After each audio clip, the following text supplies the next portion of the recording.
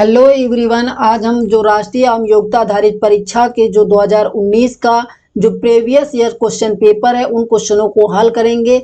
और इस क्वेश्चन का जो 2019 का खंड खा यानी खंड पार्ट सेकेंड का हम जो सामाजिक विज्ञान के जो मोस्ट इंपॉर्टेंट 35 क्वेश्चन जो आए थे परीक्षा में उन क्वेश्चनों को हल करेंगे। तो चलिए आप क्वेश्चन की ओर बढ़ते हैं। और ये ध्यान रखना है कि जो आपकी क्लास है वो रेगुलरली रूप से आपकी चला दी गई हैं। आप चैनल से जुड़कर पूरी क्लास को देखिए और अपनी तैयारी को बेहतर करिए, ठीक है। तो चलिए अब हम क्वेश्चनों की ओर पहुंचते हैं और क्वेश्चनों को हल करते हैं। बिहार का जो था, अगर आप बिहार से देख रहे हैं तो आपका जो फॉर्म है वो 12 अक्टूबर से भरना स्टार्ट हो जाएगा। तो आप लोग भी तैयारी करने के लिए चैनल से जुड़े रहें और चैनल को सब्सक्राइब करिए, ज़्यादा से ज़्यादा लोगों को शेयर करिए। तो चलिए अब हम शुरू करते हैं बिना देरी किए हुए। अब जो हमारा क्वेश्चन है देखते हैं 122 126, ठीक। ये हमारा सामाजिक विज्ञान का क्वेश्चन आ गया है। अब देखिए इसमें क्या करना है आपको। अब पहले क्वेश्चन पढ़ना होगा, एकदम आसानी से आप लोग क्वेश्चन पढ़िए, फिर उसको हम हल करते हैं। अब देखिए जो हमारा पहला क्वेश्चन है, मतलब सामाजिक विज्ञान का 126वां जो है राष्ट्र तरंगणी रचना है। तो राष्ट्र तरंगणी आपको इसको रट लेना है, किसकी है? कल्हड़ की। और ये राष्ट्र तरंगणी जो है ये व्याकरण है, ठीक है, संस्कृत व्याकरण है। क्या है? संस्कृत व्याकरण है। अगर आपसे कोई पूछे राष्ट्र तरंगणी क्या है, कल्हड़ द्वारा रचित है और ये क्या है? संस्कृत की प्रथम व्याकरण है, ठीक है, व्याकरण की पुस्तक है। अब इसके बाद देखते हैं जो हमारा 127वां नंबर क्वेश्चन है, बंगाल विभाजन किस वर्ष से संबंधित है? तो बंगाल वर्ष अगर विभाजन आपसे पूछा जाए तो यहाँ पास वही फूट डालो की राजनीति जो होती ना, फूट डालो राज करो, जो अंग्रेजों द्वारा अपनाया गया था, ये वही नीति थी। और इसमें जो विभाजन हुआ था 1905 में हुआ था। अब यहाँ पास एक और देख लेते हैं, 1905 में बंगाल विभाजन हुआ। 1907 में हमारा हुआ सूरत अधिवेशन में जो होता है भारतीय राष्ट्रीय कांग्रेस का विभाजन होता है। किसका? भारतीय राष्ट्रीय कांग्रेस का विभाजन हो जाता है 1907 में। यहाँ पास एक क्वेश्चन और याद रख लेना, हम ऐसे ही पढ़ेंगे, जब भी पढ़ेंगे ऐसे ही पढ़ेंगे, एक क्वेश्चन के साथ हम 2-3 क्वेश्चनों को हल करेंगे, तभी हमारी परीक्षा अच्छे नंबरों से पास होगी और आप इस परीक्षा का लाभ, मतलब आप पास करेंगे और स्कॉलरशिप का लाभ उठा पाएंगे। अब देखिए जो हमारा 128वां क्वेश्चन है, क्या है क्वेश्चन? सेलुलर जेल स्थित है। तो यहाँ पास जो सेलुलर जेल हमारी स्थित है वो कहाँ स्थित है? अंडमान निकोबार द्वीप समूह में। कहाँ? ये हमारा जो है द्वीप समूह है, मतलब यूनियन टेरिटरी है, ठीक है। अंडमान क्या हमारा? यूनियन टेरिटरी है, ठीक है। और ये हमारा अगर बात किया जाए भारत का नक्शा अगर देखा जाए तो जो भारत का नक्शा हमारा इस प्रकार बनता है। देखिए अगर भारत का नक्शा बनाए तो जो भारत का हमारा नक्शा बनेगा वो हमारा इस प्रकार से अगर देखा जाए तो जो हमारा भारत का नक्शा है कुछ इस प्रकार से बनेगा, ठीक है। देखिए यहाँ से थोड़ा सा क्लियर बना लेते हैं, ठीक। ये कुछ इस प्रकार हमारा भारत का जो नक्शा बनेगा। तो जो हमारी यूनियन टेरिटरी होगी वो हमारी इधर होगी, किधर होगी? यूनियन टेरिटरी इधर होगी हमारी। अंडमान निकोबार द्वीप समूह किधर है? हमारा इधर है। और यहाँ पास एक ये क्वेश्चन बनता है कि जो अंडमान और निकोबार के बीच जो होता है 10 डिग्री चैनल है, कौन सा चैनल है? 10 डिग्री का चैनल अंडमान और निकोबार द्वीप समूह के मध्य। अब देखिए अंतरराष्ट्रीय तिथि रेखा कहते हैं। अंतरराष्ट्रीय तिथि रेखा क्या होती है इसके बारे में जान लेते हैं। देखिए सबसे पहले हम ग्लोब बनाएंगे, ये हमारा ग्लोब हो गया, ठीक है। ग्लोब में अब देखिए हमारा ग्लोब हो गया, ठीक। ग्लोब हमारा कुछ इस प्रकार का होता है और इसमें आप देखिए ये इधर अगर ये यहाँ पास से, ठीक है, यहाँ पास अगर कोई लाइन आती है तो हम इसको देशांतर बोलते हैं। क्या बोलते हैं? देशांतर। और ये कौन से, ये कौन अगर जाती, देखिए आपका अक्ष पढ़े होंगे ना, तो अक्ष क्या होता है? यही तो होता है एक्स अक्ष ना। तो ये अक्ष होता है, जो एक्स अक्ष वाली होती है उसको हम क्या बोलते हैं? अक्षांश बोलते हैं। और जो उत्तर से दक्षिण वाली रेखाएं होती हैं उनको हम देशांतर बोलते हैं, ठीक है। जो उत्तर से दक्षिण को जाती हैं उनको देशांतर, जो पूरब से पश्चिम या पश्चिम से पूर्व को जाती हैं वो क्या बोलते हैं? हम बोलते हैं, क्या बोलते हैं? अक्षांश। अब देखिए अगर बात करें तो जो हमारी देशांतरों की संख्या, तो देशांतर अगर हम ऐसे बनाएंगे, ठीक है, देशांतर कुछ हमारा ऐसे बनता है, ग्लोब आप लोग देखे होंगे, देशांतर कुछ हमारा ऐसे बनेगा, ठीक है। तो अगर देशांतर की संख्या अगर आपसे कोई पूछे तो देशांतर की जो हमारी संख्या होती है वो 360 होती है। कितनी होती है देशांतरों की संख्या हमारी होती है 360। अगर आप कोई पूछ ले अक्षांश कितने होते तो आप अक्षांश में क्या बताएंगे।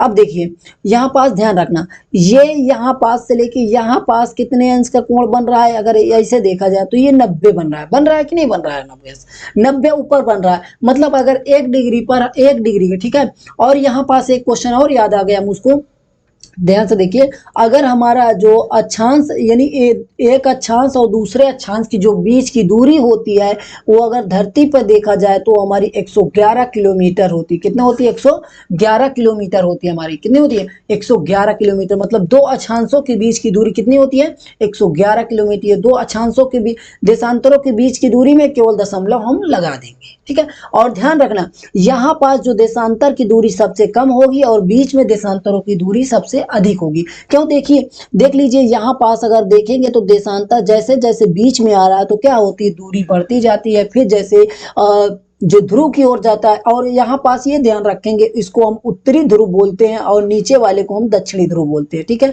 ये सब क्वेश्चनों को ध्यान रखना है, ठीक।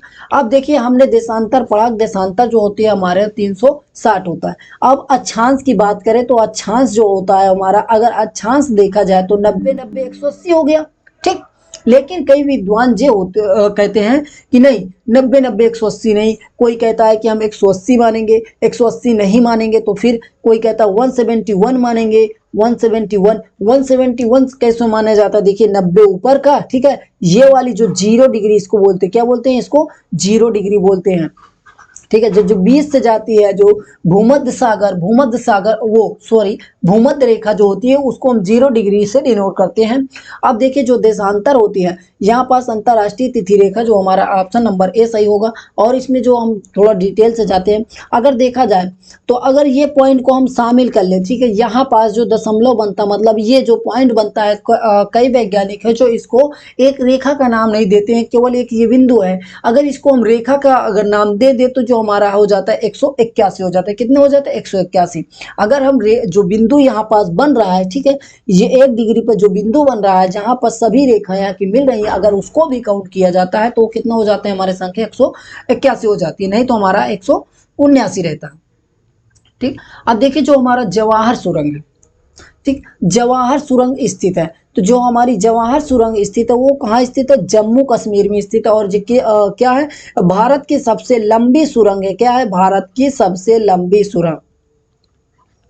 यहाँ पास से आपसे क्वेश्चन पूछ लेगा कि भारत की सबसे लंबी सुरंग कौन है, तो आपको बताएंगे, क्या बताएंगे, जवाहर सुरंग, ठीक है, लंबी सुरंग, ठीक। और ये हमारी भारत की सबसे लंबी सुरंग हो गई। अब देखिए जो हमारा अगला क्वेश्चन हो गया, देखिए अरावली पर्वत की सबसे ऊंचा शिखर है। तो यहाँ पास बताना आपको गुरु शिखर क्या है, डोडा, हाँ गुरु शिखर है, ठीक है। वो मुझे कुछ याद नहीं अभी आ रहा है, चलिए ठीक है, गुरु शिखर इतना ही। अभी मैं आगे अगर याद आ रहा है तो बता देता हूँ, ठीक है। अरावली की जो पर्वत की सबसे ऊंचा शिखर है गुरु शिखर है, ठीक है। अब गुरु शिखर की अगर आपसे कोई ऊंचाई पूछे तो ये हमारा हो जाता है 1722 मीटर, ठीक है। गुरु शिखर की ऊंचाई कितनी होती है 1722 मीटर, ठीक। अब इसके बाद जो होता है स्वर्णिम चतुर्भुज योजना संबंधित होती है। स्वर्णिम चतुर्भुज क्या होती है, जो होता है राज्य मार्ग होता है। क्या होता है, राज्य मार्ग होता है स्वर्णिम चतुर्भुज योजना, ठीक है। इसमें क्या होता है, ये एक राज्य को दूसरे राज्य से क्या करती है, जोड़ता है, जिसमें नेशनल हाईवे जो होता है, ठीक है। अब इसके बाद जो हमारा अगला क्वेश्चन है, भारत में सर्वाधिक जनसंख्या घनत्व वाला राज्य है।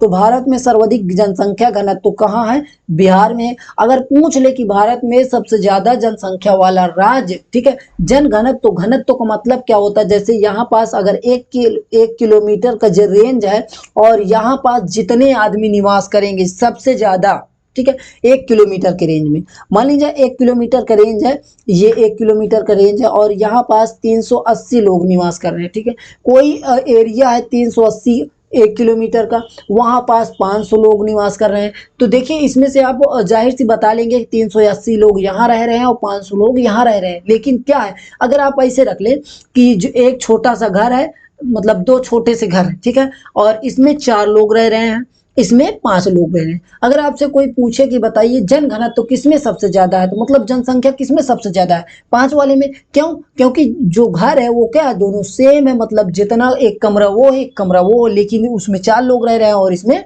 5 लोग रह रहे हैं, इसलिए जो 5 वाले का क्या होगा, जनघनत्व ज्यादा होगा। अब देखिए यहाँ पास जो क्वेश्चन हमारा होगा वो सबसे ज्यादा भारत की उत्तर प्रदेश की जनसंख्या सबसे ज्यादा, ठीक है। 2019 के आंकड़े की अगर 2011 के आंकड़े की बात किया जाए तो जो हमारा होगा 19 करोड़ केवल जनसंख्या जो हमारी केवल है उत्तर प्रदेश की थी, ठीक है। और यहाँ पास अगर बात करें केरल की 2011 के अनुसार जो होता है, 2011 के अनुसार जो हमारी सबसे शिक्षित, सबसे साक्षरता किस राज्य की है, सबसे साक्षरता जो हमारी है वो केरल राज्य की है।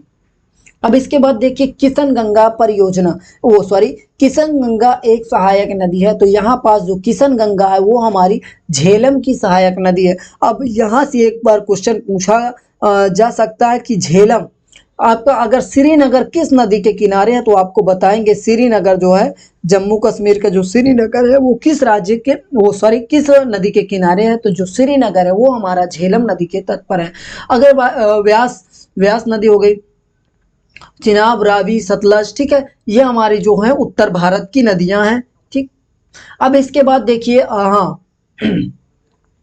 यहाँ से भारतीय दलहन अनुसंधान स्थित है, तो यहाँ से क्या बताएंगे, भारतीय अनुसंधान दलहन जो स्थित है हमारा वो कानपुर में स्थित है। कहाँ स्थित है? कानपुर में।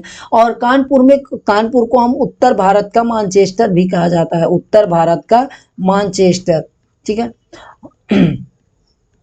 मानचेस्टर उत्तर भारत का मानचेस्टर कहा जाता है। अगर बात किया जाए भारत का मानचेस्टर, अगर यहीं से क्वेश्चन आपसे पूछ ले भारत का मानचेस्टर किसे कहा जाता है, भारत का मानचेस्टर या बार पूछ ले, तो देखिए हम क्वेश्चनों को क्या करेंगे, हम रिलेट करके पढ़ेंगे, क्योंकि कोई ज़रूरी नहीं कि यही क्वेश्चन आ जाए, ठीक है। ये इस बात पे कभी नहीं रखना, ये हमारा टारगेट रहेगा कि अगर एक क्वेश्चन मिलेगा तो अगर उस क्वेश्चन से हमारा जो होगा वो हम उसको डिटेल से पढ़ेंगे। अब देखिए यहाँ पास जो हमारा है भारत का मानचेस्टर कहा जाता है अहमदाबाद को, किसको कहा जाता है? अहमदाबाद को भारत का मानचेस्टर कहा जाता है। उत्तर भारत का मानचेस्टर कानपुर, भारत का मानचेस्टर अहमदाबाद। अब देखिए मौना लोआ ज्वालामुखी कहाँ स्थित है, अगर बात किया जाए मौना लोआ ज्वालामुखी जो स्थित है वो हमारा हवाई, मतलब संयुक्त राज्य अमेरिका के हवाई द्वीप पर स्थित है। कहाँ पर स्थित है? हवाई द्वीप पर। अब यहाँ से एक जापान से जो होता क्वेश्चन हमारा पूछा जाता है कि जापान में ये बताइए कि जो द्वितीय विश्व युद्ध के समय किन 2 स्थानों पर जो बम गिराया गया था, तो हमारा नागासाकी और हिरोशिमा पर बम गिराया गया था। किस पे गिराया गया था? नागासाकी। यहाँ से भी क्वेश्चन आपका पूछा जा सकता है, क्योंकि जो अगर देखा जाए तो ये क्वेश्चन विश्व लेवल के भी पूछे जा रहे हैं हमारी परीक्षाओं में, नागासाकी और हिरोशिमा। अगर बात करें देखिए नागासाकी में जो बम गिराया गया था हमारा वो 9 अगस्त गिराया गया था। ना से देखिए नागा 9 और गा साकी अगस्त, मतलब 9 अगस्त को हमारा नागासाकी में और 6 अगस्त को हमारा जो है 9 अगस्त 1945 को हमारा नागासाकी में और 6 अगस्त 1945 को हमारा हिरोशिमा में बम गिराया गया था। किसके द्वारा, अगर आपसे कोई पूछ ले किसके द्वारा बम गिराया गया था, जो हमारा बम गिराया गया था वो अमेरिका के द्वारा गिराया गया था। और यहाँ पास एक क्वेश्चन और ये बन जाता है कि जो पहली बार परमाणु बम का प्रयोग किया गया था इस युद्ध में, क्या किया गया था? पहली बार परमाणु बम। यहां से ये क्वेश्चनों को आप पहली बार परमाणु बम, ठीक है, देखिए आपको कितना हम डिटेल में जाके पढ़ा रहे हैं, ठीक है। परमाणु बम का प्रयोग किया गया था। अब इसके बाद देखिए प्रसिद्ध नारा इंकलाब जिंदाबाद किसने दिया था, तो यहाँ पास जो प्रसिद्ध नारा था इंकलाब जिंदाबाद का नारा जो है ये एक कवि थे, ठीक है, कवि थे मौलाना हजरत महानी ने दिया था। किसने दिया था? मौलाना हजरत महानी ने जो था इंकलाब जिंदाबाद का नारा दिया था, ठीक है। अब इसके बाद जो हमारा अगला क्वेश्चन है सबसे प्राचीन वेद है, मोस्ट इंपॉर्टेंट क्वेश्चन है। देखिए ये हमारा सामवेद हो गया, ये अजुर्वेद हो गया, ये ऋग्वेद हो गया और ये अथर्ववेद हो गया। तो वेद हमारे, अगर आपसे क्वेश्चन में ऐसे भी क्वेश्चन पूछ सकता है कि वेद कितने होते हैं, तो वेद आपको बताएंगे 4 होते हैं। कितने वेद होते हैं आपका? 4 होते हैं। अगर आपसे पूछ ले पुराण कितने होते हैं, तो आपको बताएंगे पुराणों की संख्या 18 होती है। ठीक है, पुराणों की संख्या कितनी होती है? 18। अगर बात किया जाए तो सबसे पुराना वेद जो है हमारा ऋग्वेद होता है। कौन सा वेद है सबसे पुराना वेद? ऋग्वेद है। ठीक है, सबसे अगर पुराना वेद की बात किया जाए तो हमारा ऋग्वेद होता है, और इसके गाने वाले को होत्र या होत्रा बोला जाता है। क्या बोला जाता है? मैंने पिछले वीडियो में बताया, होत्र या होत्रा। ठीक है, होत्र या होता बोला जाता है। ठीक है, इसके जो मतलब मंत्र का जो उच्चारण करते, श्लोकों को जो उच्चारण करते हैं उनको होत्र या होत्रा बोला जाता था। अब देखिए यहाँ सामवेद, सामवेद ये हमारा संगीत से संबंधित है। किससे संबंधित है? संगीत से संबंधित है। यजुर्वेद, यस देखिए क्या आता है? युद्ध। यजुर्वेद जो हमारा युद्ध से संबंधित है। ठीक है, यहाँ पर युद्ध की कुशलताओं के बारे में वर्णन किया गया है, यज्ञ का वर्णन किया गया। ठीक है, यज्ञ के बारे में वर्णन किया गया। और ये हमारा बचता है जो अर्थवेद, अथर्ववेद। अथर्ववेद में हमारा टोना टुटका जादू टोना। ठीक है, यहाँ पास अगर बात किया जाए तो ये जादू टोना वाला वेद भी कहा जाता है इसको, जादू टोना टुटका। ठीक है, आप और यहाँ पास चिकित्सा का भी है। ठीक है, टुटका। ठीक, अब देखिए अब हमारा जो अगला क्वेश्चन है 139, आप लोग इसको लिख लेते जाइए। ठीक है, और इसको याद करिए, और मैं क्वेश्चन बना रहा हूँ। ठीक है, और इसका बाद जो हमारा अगला क्वेश्चन है तहकीक हिंद। तहकीक हिंद के मतलब क्या होता है, इसको आप ये जानिए। तहकीक हिंद यानी कि भारत की खोज। ठीक है, तहकीक हिंद का मतलब क्या होता है? भारत की खोज, यानी डिस्कवरी ऑफ इंडिया। हाँ, यहाँ से क्वेश्चन और याद आ गया है। अगर आपसे पूछ ले, अब देखिए भारत की खोज आया तो मुझे याद आया तो मैं क्वेश्चन बता दे रहा हूँ। अगर आपसे कोई पूछ ले कि भारत की खोज, ठीक है, ये तो पुस्तक है। अगर आपसे पूछ ले डिस्कवरी ऑफ इंडिया पुस्तक किसकी है, तो आपको बताएंगे किसकी? पीटी नेहरू की, यानी पंडित जवाहरलाल नेहरू की है। ठीक है, पीटी नेहरू की है। किसकी है? पीटी नेहरू के। डिस्कवरी ऑफ इंडिया और तहकीक हिंद की खोज जो होता है, भारत की खोज, यानी हिंदी में ये अगर है तो ये अलबरूनी है। ठीक है, अब इसके बाद हमारा जो अगला क्वेश्चन है बोरोबुदुर स्तूप कहाँ स्थित है? 140 बोरोबुदुर द्वीप जो होता है हमारा जावा में स्थित है। कहाँ में स्थित है? जावा में। अब देखिए स्तूप की बात करें तो अगर स्तूप, अब हमारे ये स्तूप जो होता है मोस्ट इंपॉर्टेंट होता है बौद्ध धर्म में। बौद्ध धर्म में स्तूप का बहुत महत्व है। अगर बात किया जाए, देखिए अगर आपसे कोई हिस्ट्री में प्राचीन भारत में पूछ ले कि सबसे ज्यादा स्तूपों का निर्माण किसने कराया, तो किसने कराया? आपको बताना अशोक ने कराया। किसने कराया? अशोक ने कराया। और अशोक ने कितने स्तूपों का निर्माण कराया? अगर आप बता दूं 84,000 स्तूपों का निर्माण जो होता है अशोक ने करवाया था। ठीक है, अगर एक स्तूप और है आपका सांची का स्तूप जो है, सांची का स्तूप, आप सांची का स्तूप। अब आप यहाँ से क्वेश्चन में अभी दूर दे रहा हूँ आपको स्तूप, आपका एक क्वेश्चन में अभी दे रहा हूँ, रुकिए। स्तूप, ठीक, सांची का स्तूप कहाँ स्थित है? ये मध्य प्रदेश में। कहाँ स्थित है? मध्य प्रदेश में है। अब ये आपको बताना है कितने के नोट में जो सांची का स्तूप है। कमेंट बॉक्स में कमेंट करिए और बताइए कि सर इतने की नोट में सांची का स्तूप है। अभी नई नोट में सांची का स्तूप है। इसके बाद देखिए जो हमारा है महाभारत के फारसी अनुवाद का शीर्षक है। महाभारत का जो अनुवाद है शीर्षक, ठीक है, महाभारत का अनुवाद जो है कादरी ने किया था, मोहम्मद कादरी ने किया था। और जो किस नाम से किया था? रज़्मनामा के नाम से किया था। किसके? रज़्मनामा के नाम से मोहम्मद कादरी ने महाभारत का जो है अनुवाद किया था। इसके बाद जो हम देखते हैं अगला क्वेश्चन।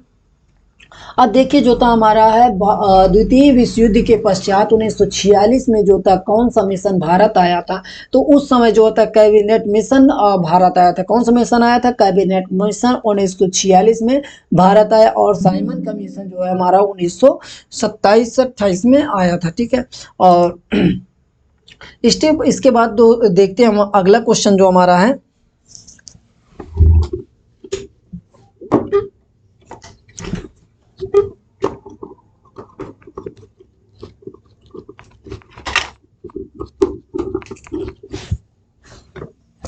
अब देखिए थोड़ा चार्जिंग में की सुविधा नहीं थी, अब देखिए चार्जिंग लगा लिया। अब देखिए अष्टप्रधान, यहाँ से मोस्ट इंपॉर्टेंट क्वेश्चन है। अष्टप्रधान नामक मंत्री परिषद होती थी, तो ये मराठा, ठीक है, शिवाजी के शासन काल में जो अष्टप्रधान होते थे शिवाजी, ठीक है। और इसके बाद अगर बात किया जाए इनके शिवाजी, अब आ जाता है शिवाजी, ठीक है, शिवाजी। और इनके पिता का नाम साजी भोसले था, क्या था, साजी भोसले। और अगर गुरु की बात किया जाए तो गुरु का जो नाम था कोणदेव था, क्या नाम था, कोणदेव। अगर गुरु की बात किया जाए तो हमारा इनका नाम था कोणदेव। अगर यहाँ बात किया जाए गोरिल्ला छाप, यानी कि जो छापा मार युद्ध पद्धति थी, गोरिल्ला छाप, गोरिल्ला युद्ध पद्धति किसने अपनाया था, मतलब कि छापा मार के युद्ध इन्होंने करते थे, ये करते थे गोरिल्ला युद्ध पद्धति, ठीक है। गोरिल्ला युद्ध पद्धति यानी छापा मार पद्धति होती थी, किसने कौन करता था, शिवाजी।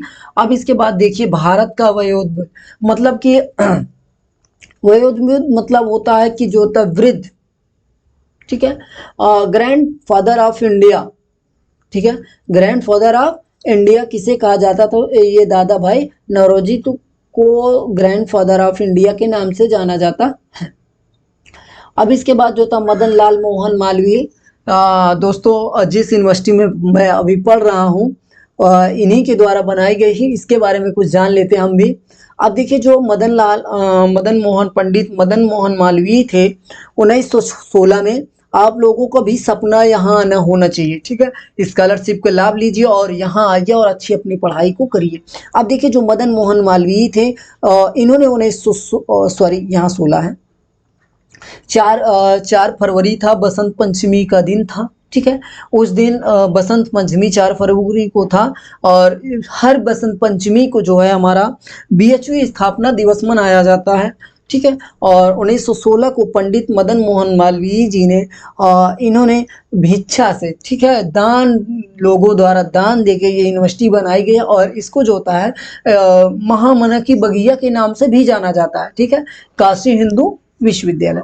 अब इसके बाद देखिए हमारा जो अगला क्वेश्चन है, आप लोगों को यहाँ आना सपना होना चाहिए, ठीक है। और तैयारी करने के लिए आप चैनल से जुड़े रहें, आपको तैयारी कराई जाएगी पूरा, मतलब आपसे अगर अभी से करा रहे हैं, क्योंकि एंट्रेंस इतना हार्ड हो गया कि लड़के एक बार परीक्षा देते नहीं होता, फिर परीक्षा देते हैं हो जाता है, या तो ऐसे ही कुछ प्रॉब्लम रहती हैं। तो चलिए अब हम अगला क्वेश्चन देखते हैं। विश्व भारती संबंधित है, यहाँ पास विश्व भारती जो हमारा है रविन्द्रनाथ टैगोर, विश्व भारती यूनिवर्सिटी की जो स्थापना किया था, किसने किया था, रविन्द्रनाथ टैगोर जी ने किया था। अब देखिए राजा राम मोहन राय, इन्होंने जो था सती प्रथा का अंत किया था 1828 ईस्वी में, क्या किया था, सती प्रथा का अंत किया था, ठीक है, सती प्रथा का अंत, ठीक, सती प्रथा का अंत किया था। और इसके बाद रामकृष्ण परमहंस और दयानंद सरस्वती, तो यहाँ पास ये मोस्ट इंपॉर्टेंट क्वेश्चन बन जाता है। और आधुनिक भारत का अग्रदूत भी कहा जाता है राजा राम मोहन राय को, क्या, आधुनिक भारत का अग्रदूत, आधुनिक भारत का अग्रदूत, भारत का अग्रदूत। आप ये क्वेश्चनों को बहुत बारीकी से पढ़ लीजिए, यकीन मानिए एकदम सरल क्वेश्चन है और आपको हमेशा ये परीक्षाओं में पूछे जाएंगे। अब इसके बाद देखिए केंद्रीय एगमर्ग प्रयोगशाला जो हमारा स्थित है नागपुर स्थित है, यानी मुंबई में, महाराष्ट्र में, ठीक है। भारतीय रिजर्व बैंक का जो मुख्यालय स्थित है वो हमारा, भारतीय रिजर्व बैंक का जो मुख्यालय है हमारा वो मुंबई में स्थित है। अगर भारतीय रिजर्व बैंक की बात किया जाए तो जो इसकी स्थापना हुई थी आरबीआई, इसको हम बोलते हैं रिजर्व बैंक ऑफ इंडिया, ठीक है। आरबीआई की स्थापना जो हुई थी वो 1 अप्रैल 1935 को हुई थी, कितने को हुई थी, 1 अप्रैल 1935, ठीक है। लेकिन जो इसका बिल आया था वो 1934 में आया था, ठीक है।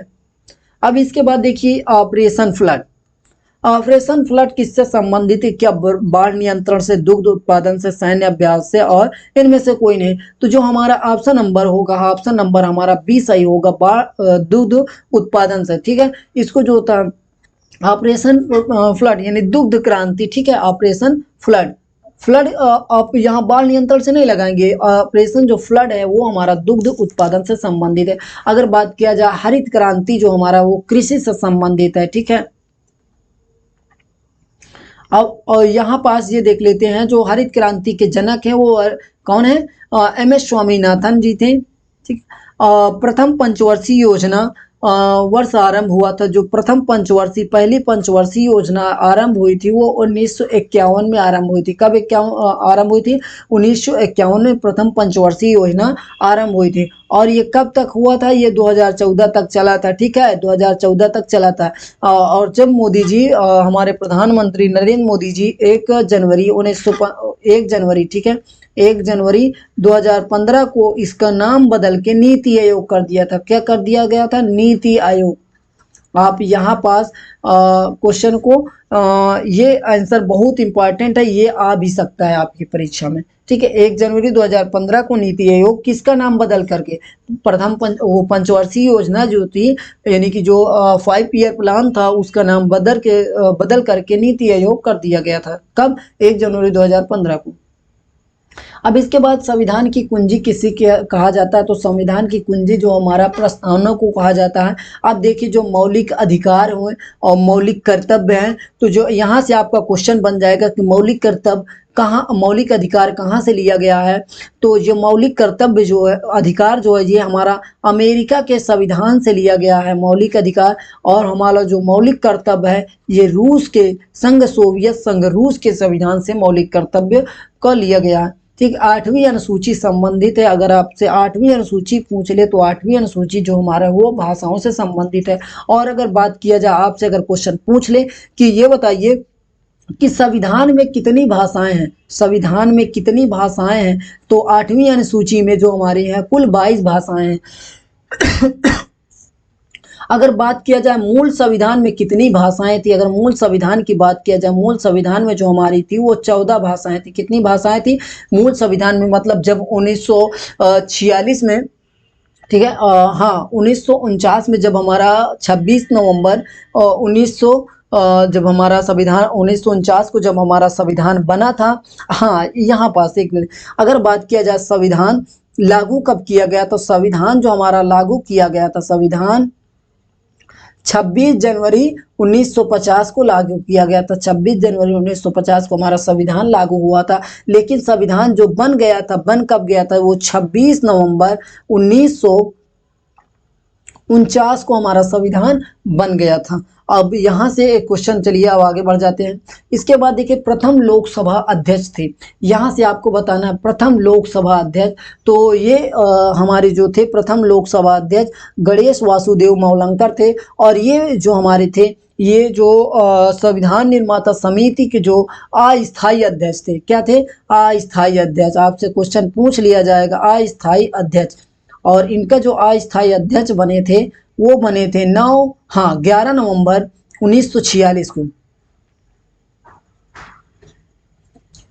ठीक, इसके बाद देखिए जो हमारा अगला क्वेश्चन है, अगर अब देखा जाए जो प्रथम लोकसभा अध्यक्ष जो तो गणेश वासु यानी जीवी मावलंकर थे। लेकिन अगर वर्तमान के लोकसभा अध्यक्ष की बात किया जाए तो वर्तमान के लोकसभा अध्यक्ष कौन है? ओम बिरला है। कौन है? ओम बिरला। ठीक है, ओम बिरला। ठीक है, इसके बाद बात करें तो अनुच्छेद 360 का संबंध किससे है? अगर अनुच्छेद 360 का संबंध जो होता है वित्तीय आपात से, किससे है? वित्तीय आपात से। उन्हें 360 352 जो होता है बाहरी आक्रमण से है। ठीक है, बाहरी आक्रमण से 352 है। ठीक है, इसके बाद जो हमारा अगला क्वेश्चन है, अगला क्वेश्चन में क्या, भारतीय संविधान सभा के संवैधानिक सलाहकार कौन थे? तो जो भारतीय संविधान के संवैधानिक सलाहकार थे वो थे BN राव, यानी कि बेनेगल नरसिम्हा राव। ठीक है, बेनेगल नरसिम्हा राव।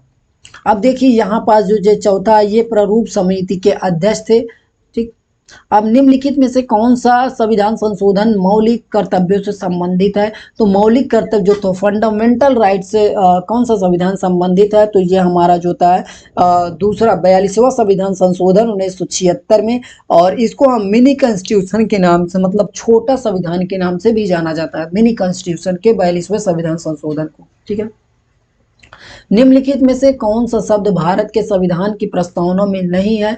तो यहाँ पास समाजवाद है, समाजवादी है, पंथ निरपेक्षता है, प्रबुद्ध संपन्न है, लेकिन लोक कल्याण जो शब्द है प्रस्तावना में नहीं है। ठीक है, इसके बाद राष्ट्रीय मतदाता दिवस कब मनाया जाता है? तो राष्ट्रीय मतदाता दिवस जो है 26 जनवरी 1950, ठीक है। अगर मतदाता दिवस जो था 26 जनवरी को मनाया जाता है, कब मनाया जाता है? 26 जनवरी को मनाया जाता है।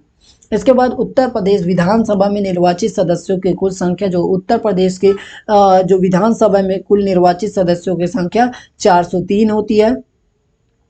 संविधान उपचारों का अधिकार संबंधित है, संविधान उपचारों को, संवैधानिक उपचारों का जो अधिकार संबंधित है अनुच्छेद 32 से संबंधित है। अनुच्छेद 19 में जो होता है, यहाँ पास आपको प्रेस की स्वतंत्रता होती है, प्रेस की स्वतंत्रता, ठीक है। स्वतंत्रता, प्रेस की स्वतंत्रता मतलब ये है कि आप कहीं पास भी भाषण दे सकते हैं, कहीं घूम सकते हैं, कहीं निवास कर सकते हैं, ठीक है। अब इसके बाद देखिए भारतीय संविधान सभा का प्रारूप समिति में कितने सदस्य? तो यहाँ पास जो प्रारूप समिति के जो सदस्यों की संख्या थी वो 7 थी। और प्रारूप समिति के जो अध्यक्ष थे, अगर आपसे कोई पूछ ले, प्रारूप समिति के जो अध्यक्ष थे वो कौन थे? डॉक्टर भीमराव अंबेडकर थे, ठीक है। और डॉक्टर भीमराव अंबेडकर को जो था भारतीय संविधान निर्माता का जनक कहा जाता है। क्या बोला जाता है? भारतीय संविधान निर्माता के जनक, जनक मतलब पिता कहा जाता है, ठीक है, डॉक्टर भीमराव अंबेडकर को। फिर इसके बाद अब हमारा जो क्वेश्चन है यहीं से खत्म होता है। अब इसी प्रकार के जो अब हम मैथ को देखेंगे, मैथ के लिए मैं कल वीडियो बना दूंगा। तो अगर ये वीडियो पसंद आए, आपको इन्फॉर्मेटिव लगे, तो चैनल को सब्सक्राइब करिए, वीडियो को लाइक करिए, ज़्यादा से ज़्यादा लोगों को शेयर करिए। क्योंकि देखिए दोस्तों, मैं कई अंदर से घुस करके और मैं मेहनत करूंगा और ये कोशिश करूंगा कि मैं और डिटेल से आपका अगर एक बहुविकल्पीय प्रश्न उठाया जाए तो उसमें से 5 क्वेश्चन को मैं बना सकूं, ऐसे मैं आपकी तैयारी कराऊंगा, ठीक है। तो चलिए आज के लिए बस इतना ही, धन्यवाद। अच्छे से पढ़ाई करिए जिससे आपकी परीक्षा सफल हो सके।